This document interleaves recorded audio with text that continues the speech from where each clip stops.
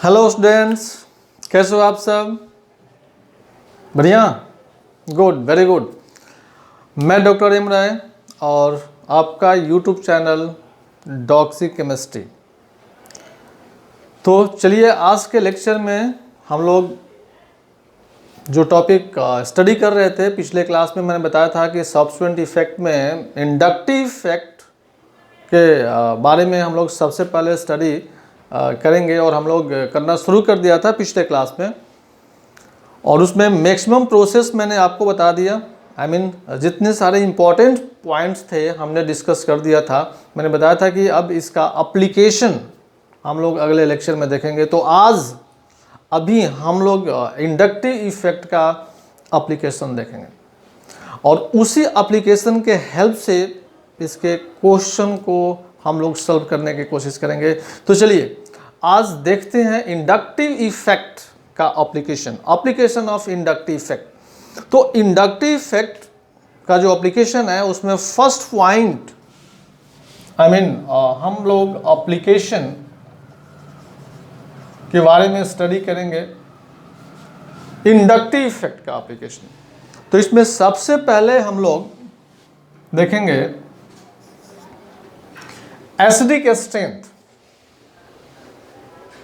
Strength of carboxylic acid, acidic strength of carboxylic acid, acidic strength of carboxylic acids. ये तो पहले acidic strength की अगर हम बात कर रहे हैं यहाँ पे, तो एसिडिक स्ट्रेंथ में आपको ये बताना है कि किस कंपाउंड का, किस कार्बोक्सिलिक एसिड का एसिडिक स्ट्रेंथ ज़्यादा होगा और किसका कम होगा। तो कैसे आप आइडेंटिफाई करोगे कि किसका एसिडिक स्ट्रेंथ ज़्यादा होगा और किसका कम होगा? तो हम यहाँ बहुत सिंपल प्रोसेस से आपको हम बताने जा रहे हैं with the help of inductive effect. अभी हम रेजोनेंस हाइपर कंजुगेशन की बात यहाँ नहीं करेंगे, वो आगे के क्लासेज में हम लोगों को पढ़ने हैं। लेकिन यहाँ पर इंडक्टिव इफेक्ट से, जो इंडक्टिव इफेक्ट से रिलेटेड है, उसके बारे में हम बताएंगे कि कैसे एसिडिक स्ट्रेंथ को आइडेंटिफाई कर सकते हैं। तो सिंपल प्रोसेस, एक्सेप्टर जो है वो एसिडिक स्ट्रेंथ को इंक्रीज करता है एंड डोनर एसिडिक स्ट्रेंथ को डिक्रीज करता है।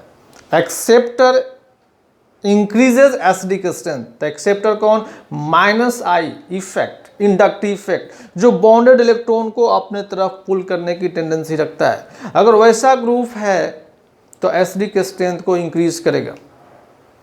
लेकिन अगर डोनर लगा हुआ है जो बॉन्डेड इलेक्ट्रॉन को अपने से दूर पुश करता है, अगर डोनर लगा हुआ है तो आपका एसिडिक स्ट्रेंथ को क्या करेगा? डिक्रीज करेगा, राइट।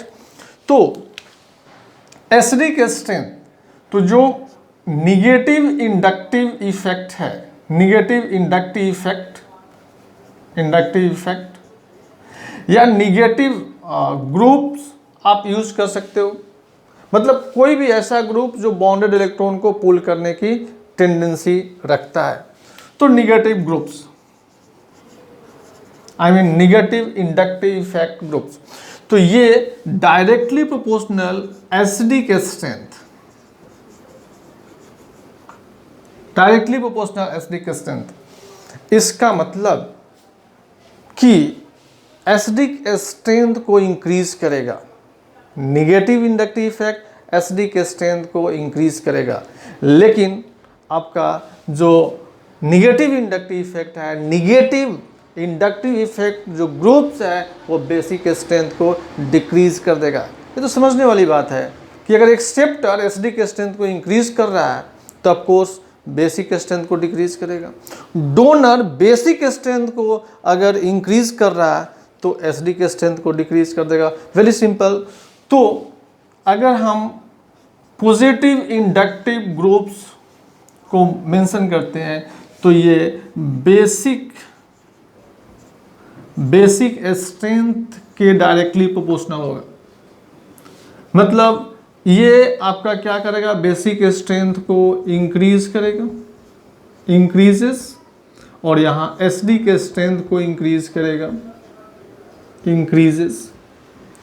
तो जो निगेटिव इंडक्टिव ग्रुप्स है वो एसडी के स्ट्रेंथ को इंक्रीज करेगा, और जो पॉजिटिव इंडक्टिव ग्रुप्स है वो बेसिक स्ट्रेंथ को इंक्रीज करेगा। तो चलिए अब इसके हेल्प से देखते हैं क्वेश्चंस। फर्स्ट ऑप्शन में CH3 CH2 CH2 COH, again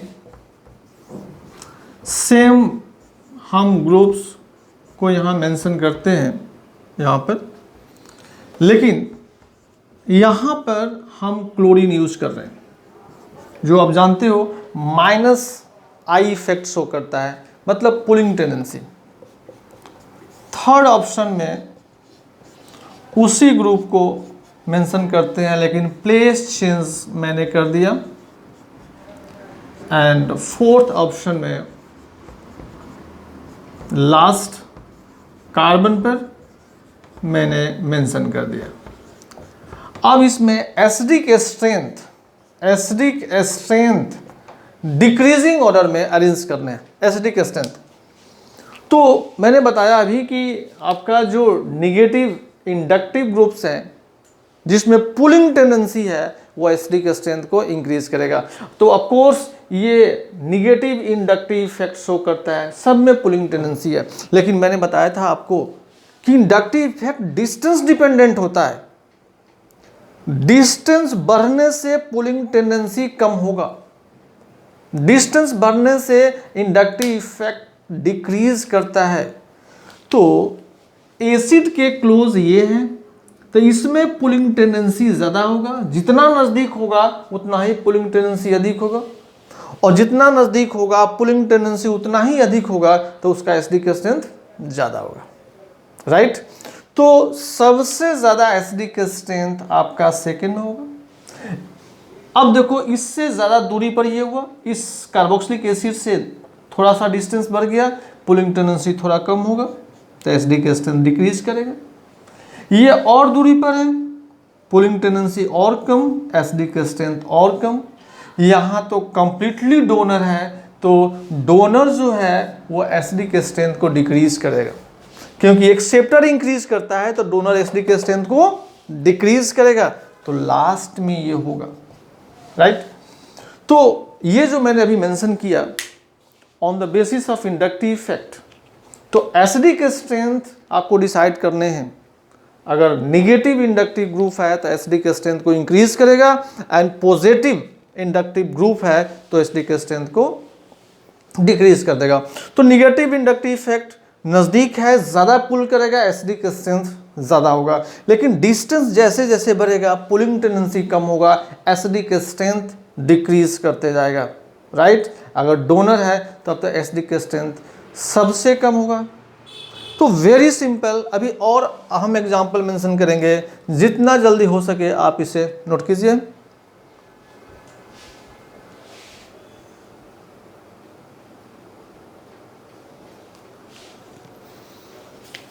तो चलिए देखते हैं दूसरा एग्जांपल।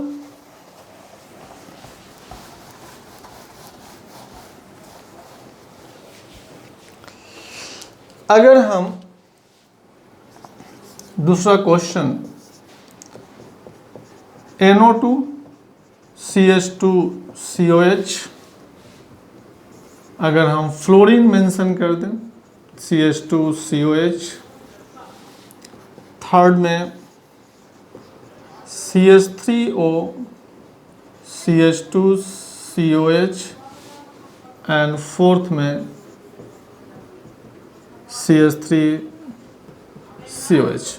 ये इसमें एसिडिक स्ट्रेंथ डिसाइड करने हैं, एसिडिक स्ट्रेंथ। तो इसमें सेम ग्रुप नहीं है, इसमें डिफरेंट ग्रुप है। ये -I इफेक्ट लेकिन पुलिंग टेंडेंसी वाला है, ये भी -I इफेक्ट है, और ये भी -I इफेक्ट है। तो अगर ये -I इफेक्ट मैंने मेंशन किया है तो आपको ये पहचानना होगा कि किस में पुलिंग टेंडेंसी सबसे ज़्यादा है। पुलिंग टेंडेंसी तो फ्लोरीन में भी है, NO2 में भी है, वो CH3 में भी है, सब -I इफेक्ट शो करता है, सब में पुलिंग टेंडेंसी है। और डिस्टेंस भी आपका सेम है। ये सेकंड कार्बन पर, ये भी सेकंड कार्बन पर, ये भी सेकंड कार्बन पर, यहाँ तो खैर डोनर ही। तो आपको चेक आउट करने होंगे, इसमें चेक करने होंगे कि किस में पुलिंग टेंडेंसी ज़्यादा है। तो जो मैंने पिछले क्लास में मेंशन किया था, -i इफेक्ट के अकॉर्डिंग जो ग्रुप्स के डिक्रीजिंग ऑर्डर में मैंने अरेंज किया था, तो उसमें आपको मिलेगा कि ये जो मैंने ग्रुप मेंशन किया है, इसमें आपका पुलिंग टेंडेंसी NO2 का ज़्यादा है। तो पुलिंग टेंडेंसी ज़्यादा होगा तो ऑफकोर्स इसका एसिडिक कैरेक्टर भी क्या होगा, ज़्यादा होगा। तो फर्स्ट का ज़्यादा होगा, उसके बाद फ्लोरीन का होता है, देन OCH3 का होता है, एंड यहाँ तो कुछ नहीं है, डोनर है, तो एसिडिक स्ट्रेंथ का वैल्यू कम होगा, राइट। तो इस तरह से हम लोग एसिडिक स्ट्रेंथ के कैरेक्टर को आइडेंटिफाई कर सकते हैं। तो इसमें एसिडिक कैरेक्टर को आइडेंटिफाई करने का जो प्रोसेस है, तो केवल और केवल आप कार्बोक्सिलिक एसिड में ही नहीं, इसके साथ साथ आप अल्कोहल में भी इस प्रोसेस का यूज़ कर सकते हो। तो नेक्स्ट पॉइंट में हम लोग देखते हैं acidic strength in the case of alcohol, right. तो आगे acidic strength of alcohol, alcohol के केस में नहीं, तो अल्कोहल के केस में भी आपका एसिडिक स्ट्रेंथ का जो सिचुएशन कंडीशन है, जस्ट उसी तरह से भी हम लोग डिसाइड करेंगे। जैसे एग्जांपल आप देखो, CH3 CH2OH, fluorine CH2OH, third में क्लोरीन यूज करते हैं CH2OH, एंड फोर्थ में CH3O CH2OH। ये तो आप देखो यहाँ पे कि अगर हम बात करें, ये 2 कार्बन OH, यहाँ भी 2 कार्बन और OH, यहाँ भी 2 carbon OH, and same process. तो फ्लोरीन यहाँ पर CH3, यहाँ पर क्लोरीन और यहाँ पर OCH3 ग्रुप आपका अटैच्ड है, सेम डिस्टेंस पर अवेलेबल है, सेम डिस्टेंस पर। और एसिडिक स्ट्रेंथ में मैंने बताया कि एसिडिक स्ट्रेंथ डिसाइड करना हो तो आप देखोगे कि पुलिंग टेंडेंसी किस में ज़्यादा है, जिसमें पुलिंग टेंडेंसी ज़्यादा होगा उसका एसिडिक कैरेक्टर सबसे ज़्यादा होगा। तो ऑफकोर्स मैंने अभी बताया कि आपका फ्लोरीन, क्लोरीन एंड OCH3 में हाइड्रोजन का पुलिंग टेंडेंसी इंडक्टिव इफेक्ट ज़्यादा होता है, तो यहाँ पर फ्लोरीन का ज़्यादा होगा। इट मीन्स एसिडिक स्ट्रेंथ सबसे ज़्यादा सेकेंड में होगा यहाँ पर, एंड देन थर्ड में, एंड देन फोर्थ में होगा, और यहाँ तो कंप्लीट ये डोनर है तो फर्स्ट में होगा। तो ये आपका एसिडिक स्ट्रेंथ था। और हम लोग इसमें दूसरे ग्रुप को भी देख सकते हैं, दूसरे ग्रुप से भी हम लोग डिसाइड कर सकते हैं। तो चलिए देखते हैं नेक्स्ट क्वेश्चंस।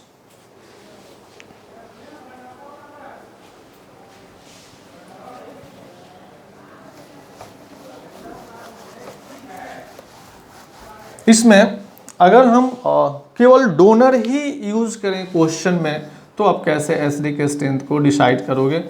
जैसे CH3OH, सेकेंड में CH3CH2OH, एंड थर्ड में CH3OH, एंड फोर्थ में CH3OH। ये तो इसमें अगर आप एसिडिक स्ट्रेंथ आपको डिसाइड करना है, तो आप देखो इसमें केवल और केवल मैंने डोनर ग्रुप यूज किया है। तो डोनर तो एसिडिक स्ट्रेंथ के कैरेक्टर को डिक्रीज करता है। इतना, इसका मतलब यही हुआ कि जितना बड़ा डोनर हो, जितना अधिक डोनेटिंग एबिलिटी हो, उसका एसिडिक कैरेक्टर उतना ही कम होगा। तो यहाँ पर आप देखो कि यहाँ पर मिथाइल, यहाँ पर इथाइल डोनर हो गया, यहाँ पर आइसोप्रोपाइल, यहाँ पर टर्शियरी ब्यूटाइल। तो सबसे बड़ा डोनर तो ये है, तो एसिडिक कैरेक्टर सबसे कम होगा। इट मीन्स सबसे ज़्यादा एसिडिक कैरेक्टर होगा फर्स्ट का, जिसमें डोनेटिंग पावर सबसे कम है, उसके बाद सेकेंड होगा, उसके बाद थर्ड होगा एंड देन फोर्थ होगा। तो ये रहा आपका acidic strength in the case of alcohol. तो इस तरह से आप एसिडिक स्ट्रेंथ को आइडेंटिफाई कर सकते हो कार्बोक्सिलिक एसिड में एंड अल्कोहल में। तो चलिए बढ़ते हैं हम नेक्स्ट पॉइंट की तरफ। I mean next is your dipole moment. तो मैंने फर्स्ट में बताया acidic strength of carboxylic acid, second point था acidic strength of alcohol and third dipole moment.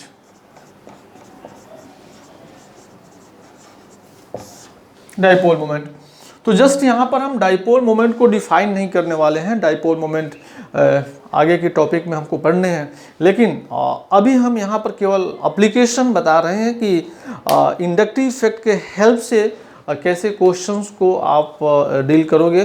तो यहाँ पर डाइपोल मोमेंट किस में सबसे ज़्यादा होगा, तो पोलैरिटी जिसमें अधिक होगा, जिसमें बॉन्ड की पोलैरिटी अधिक होगा, उसका डाइपोल मोमेंट सबसे ज़्यादा होगा। तो पोलैरिटी कैसे डिसाइड करोगे, तो जिसमें इलेक्ट्रोनेगेटिविटी पावर अधिक होगा, जिसमें पुलिंग टेंडेंसी अधिक होगा या जिसमें डोनेटिंग टेंडेंसी अधिक होगा, उसमें पोलैरिटी ज़्यादा होगा। तो पोलैरिटी अधिक होगा, डाइपोल मोमेंट ज़्यादा होगा। तो आप उसके अट्रैक्शन से, उसके पुलिंग टेंडेंसी से आइडेंटिफाई कर सकते हो कि किस में आपका पुलिंग टेंडेंसी ज़्यादा है, तो किस में आपका डाइपोल मोमेंट अधिक होगा। जैसे अगर हम देखें कि CH3NO2 ग्रुप ले लें और CH3COOH ग्रुप हम ले लें यहाँ पर, तो आप देखो कि ये आपका मिथाइल ग्रुप यहाँ भी है, यहाँ भी है, नहीं, तो दोनों में मिथाइल ग्रुप सेम है। अब यहाँ NO2 की बात आती है और यहाँ पर COH की बात आती है, तो NO2 में पुलिंग टेंडेंसी ज़्यादा है।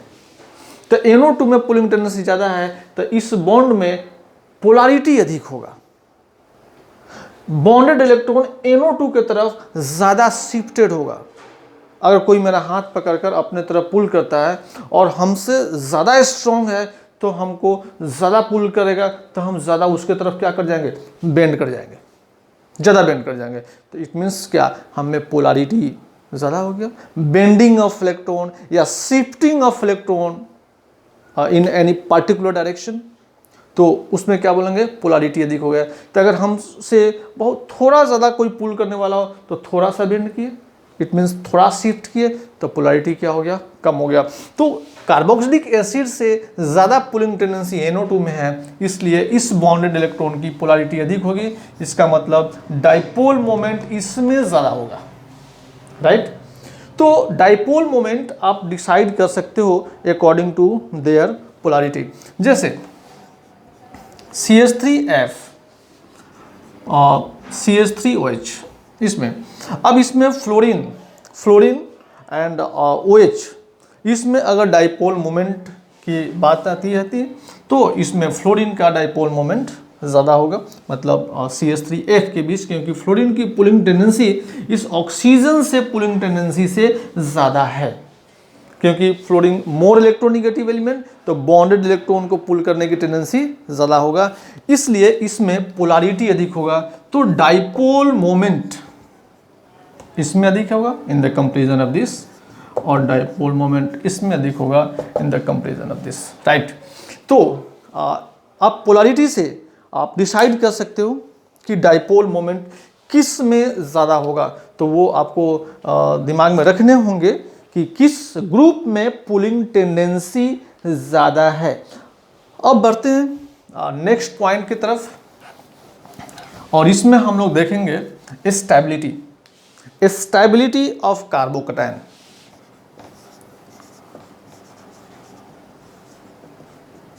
Stability of carbocation. तो कार्बोकटायन आप समझ रहे होंगे कि species having positive charge on carbon atom, किसी भी स्पेसीज के कार्बन पर प्लस चार्ज हो, किसी भी स्पेसीज के कार्बन पर प्लस चार्ज है तो वह कार्बोकटायन है, राइट। तो carbocation I mean positive charge on carbon atom in any molecule, that is your carbocation. तो कार्बोकटायन की स्टेबिलिटी कैसे डिसाइड करोगे, तो सिंपल सा केस हम बता रहे हैं कि कार्बोकटायन यहाँ पर, आप यहाँ पर ग्रुप डोनर लगा लो, कार्बोकटायन यहाँ पर, आप यहाँ पर ग्रुप एक्सेप्टर लगा लो, राइट। एक डोनर मैंने लगाया और एक एक्सेप्टर लगाया। अगर इससे आप अगर इसकी स्टेबिलिटी को डिसाइड कर लो तो ऑफ कोर्स किसी भी ग्रुप में कार्बोकटायन की स्टेबिलिटी को डिसाइड कर सकते हो। कार्बोकटायन का मतलब हुआ इलेक्ट्रॉन की डिफिशियंसी, प्लस चार्ज अगर किसी एलिमेंट पर है इट मीन्स वहाँ पर जनरली इलेक्ट्रॉन की कमी होती है। अब इलेक्ट्रॉन की कमी है, अब कोई देने वाला है तब तो इसकी स्टेबिलिटी बढ़ेगी। अगर आपके पास पैसा की कमी हो जाए आप अनस्टेबल हो जाओगे, लेकिन अगर कोई दे दिया तो आपकी स्टेबिलिटी क्या होगा, इंक्रीज कर जाएगा। एक सिंपल सा एग्जांपल मैं बता रहा हूँ आपको। और जैसे मान लो कि आपके पास, आपके दरवाजे के पास कोई भिखारी आया और बोलने लगा अल्लाह के नाम पर दे दे बाबा, अल्लाह के नाम पर दे दे। तो आपने दरवाज़ा खोला, उस गली में लेफ्ट राइट देखा कोई नहीं था, भिखारी और आपने देखा कि इस भिखारी, ये जो भिखारी है ये आंख से अंधा है, अंधा तो आंख ही से होता है, राइट, मतलब अंधा है और उसके कटोरा में बहुत सारा पैसा है। तो आपके मन में लालच आ गई और आप पैसा देने के बजाय आपने उस कटोरा से पैसा आपने साफ कर लिया। उसका कटोरा हिला तो उसने सोचा कोई हमें कुछ दे रहा है, तो बोला अल्लाह आपको भला करे, और वहाँ से आगे बढ़ा। जब आगे बढ़ा फिर कटोरा बजाने की कोशिश की तो कटोरा तो बजा नहीं। दूसरा हाथ लगाया तो देखा कि सारा पैसा खाली, इसमें है ही नहीं। अब उस वक्त बताओ उसकी स्टेबिलिटी बढ़ेगी या घटेगी, राइट, उसकी स्टेबिलिटी घट जाएगी, क्योंकि एक तो भिखारी, उसके पास पैसा की कमी, और जो आप गए थे वहां पर आप डोनर नहीं थे, आप एक्सेप्टर थे, आपने उसके पैसा को ले लिया तो उसका स्टेबिलिटी घट गया। इट मीन्स अगर किसी के पास किसी चीज की कमी है और आप पुल कर रहे हो तो उसकी स्टेबिलिटी घटेगा ही। अगर आप डोनेट करोगे, दोगे, तो उसका स्टेबिलिटी बढ़ेगा। तो यहां पर कार्बोकटायन का मतलब इलेक्ट्रॉन की डिफिशियंसी, और ये डोनर इसको इलेक्ट्रॉन प्रोवाइड कर रहा है, ऑफ कोर्स इस कार्बोकटायन की स्टेबिलिटी बढ़ेगा। तो स्टेबिलिटी इंक्रीजेस, राइट। और यहां पर इलेक्ट्रॉन की कमी है कार्बोकटायन, और यहां पर एक्सेप्टर लगा हुआ है, इलेक्ट्रॉन को पुल कर रहा है, तो इसका स्टेबिलिटी घटेगा। तो स्टेबिलिटी डिक्रीजेस।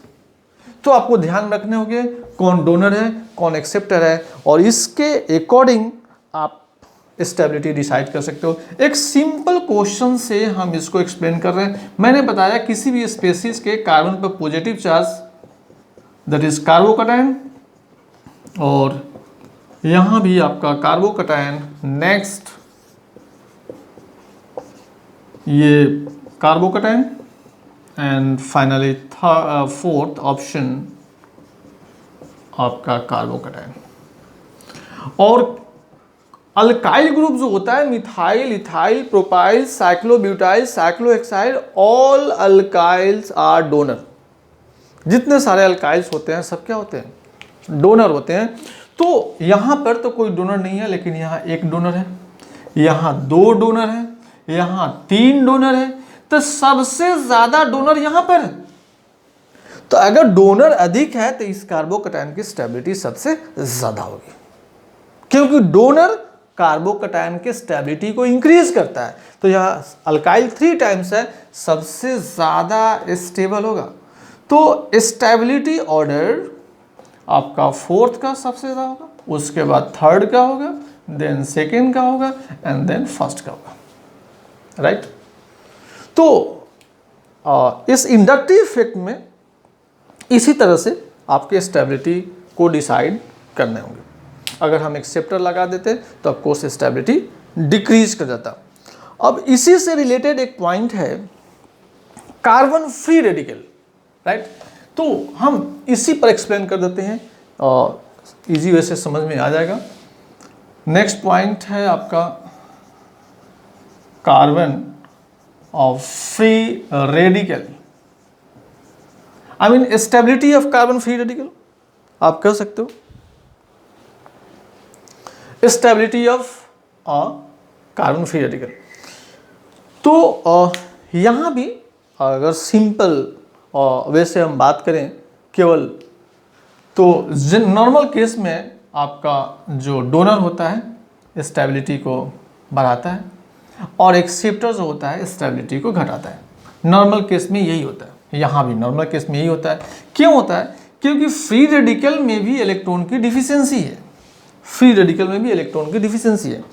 जैसे कार्बन पर, किसी स्पेसीज के कार्बन पर अगर एक इलेक्ट्रॉन हो, that is carbon free radical, ये भी कार्बन फ्री रेडिकल, ये भी कार्बन फ्री रेडिकल, ये भी कार्बन फ्री रेडिकल।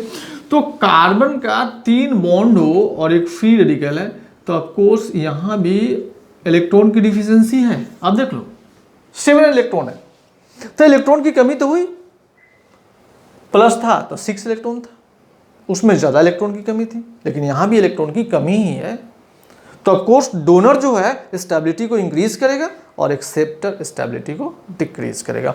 तो यहाँ भी आपका डोनर यही है, तो इसलिए स्टेबिलिटी ऑर्डर यही होगा।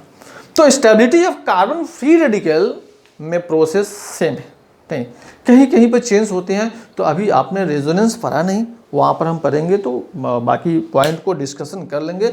हम तो यहाँ पर स्टेबिलिटी बता रहे हैं on the basis of inductive effect, right. तो हम लोग नेक्स्ट पॉइंट को डील करेंगे, stability of carbon free radical, right. Next की तरफ मूव करते हैं और इसी के हेल्प से इसको भी हम आपको बता देंगे। तो जो नेक्स्ट पॉइंट है 6 नंबर, स्टेबिलिटी ऑफ कार्बन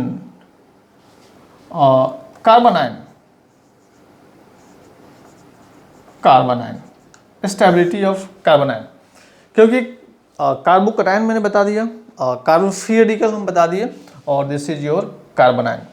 अब इसको आप कैसे समझोगे, इसको कैसे समझोगे? तो सिंपल प्रोसेस है, कार्बन पर निगेटिव चार्ज है कार्बन आयन, कार्बन पर निगेटिव चार्ज है तो क्या हुआ? Carbon ion. अब इसके केस में आप डोनर लगाकर चेक कर लो और कार्बन आयन पर एक्सेप्टर लगाकर चेक कर लो, जो स्टेबल होगा उसी प्रोसेस से यहां भी स्टेबिलिटी को हम लोग डिसाइड कर लेंगे। तो anion carbon ion, it means यहां पर इलेक्ट्रॉन डेंसिटी पहले से ज्यादा है, निगेटिव है, इट मीन्स इलेक्ट्रॉन डेंसिटी पहले से ज्यादा है और आपने डोनर लगाया तो इलेक्ट्रॉन डेंसिटी बढ़ेगा। इलेक्ट्रॉन डेंसिटी बढ़ने से रिपल्सन बढ़ता है और रिपल्सन बढ़ने से स्टेबिलिटी घटता है। वेरी सिंपल, इलेक्ट्रॉन डेंसिटी पहले से आई है, आपने डोनर लगाया, इलेक्ट्रॉन डेंसिटी बढ़ेगा, इलेक्ट्रॉन डेंसिटी बढ़ेगा, रिपल्सन बढ़ेगा और रिपल्सन बढ़ेगा, स्टेबिलिटी घटेगा। It means donor decreases stability, decreases stability, right. यहां पर तब तो एक्सेप्टर इंक्रीजेज स्टेबिलिटी। कैसे? इलेक्ट्रॉन डेंसिटी पहले से अधिक है, एक्सेप्टर ने इलेक्ट्रॉन को पुल किया, इलेक्ट्रॉन डेंसिटी कम हुआ, इलेक्ट्रॉन डेंसिटी कम हुआ, रिपल्सन कम हुआ, रिपल्सन कम हुआ, स्टेबिलिटी बढ़ गया। सिंपल। तो ये सब कार्बन आयन है, राइट, कार्बन आयन। और यहां पर डोनर लगा हुआ है, ये डोनर, तो जितना अधिक डोनर होगा उसके केस में स्टेबिलिटी उतना ही कम होगा, क्योंकि पहले से इलेक्ट्रॉन डेंसिटी ज़्यादा है। डोनर लगाओगे, इलेक्ट्रॉन डेंसिटी बढ़ेगा, इलेक्ट्रॉन डेंसिटी बढ़ेगा, रिपल्सन बढ़ेगा, रिपल्सन बढ़ेगा, स्टेबिलिटी घटेगा। इट मीन्स यहाँ पर कोई डोनर नहीं है, तो इसकी स्टेबिलिटी आगे वाले के कंपैरिजन में ज़्यादा है। तो first is more stable, then second, then third, और सबसे कम स्टेबल आपका ये फोर्थ होगा, क्योंकि डोनर ज़्यादा लगा हुआ है और डोनर स्टेबिलिटी को क्या करता है, डिक्रीज करता है। तो these are the application of inductive effect. यही आपका क्या है, इंडक्टिव इफेक्ट का एप्लीकेशन है। हालांकि हम एक क्लास केवल और करेंगे, केवल क्वेश्चन का on the basis of inductive effect. नहीं, मैंने जो एप्लीकेशन था आपको बता दिया, इंडक्टिव इफेक्ट का एप्लीकेशन कैसे हम लोग यूज करेंगे, कैसे एसडी के स्ट्रेंथ को, डाइपोल मोमेंट को, कार्बोकैटायन कार्बोनायन फ्री रेडिकल के स्टेबिलिटी को आइडेंटिफाई करेंगे with the help of inductive effect. मैंने यहाँ पर आपको डील कर दिया। तो आप इसको ध्यान से पढ़ो, बार बार पढ़ो, कोई कन्फ्यूज़न हो तो आप नोटबुक में मेंशन कर सकते हो, और मेरे चैनल को सब्सक्राइब कीजिए, अपने फ्रेंड्स से बताइए। तो ओके, बाय, मिलते हैं फिर ब्रेक के बाद।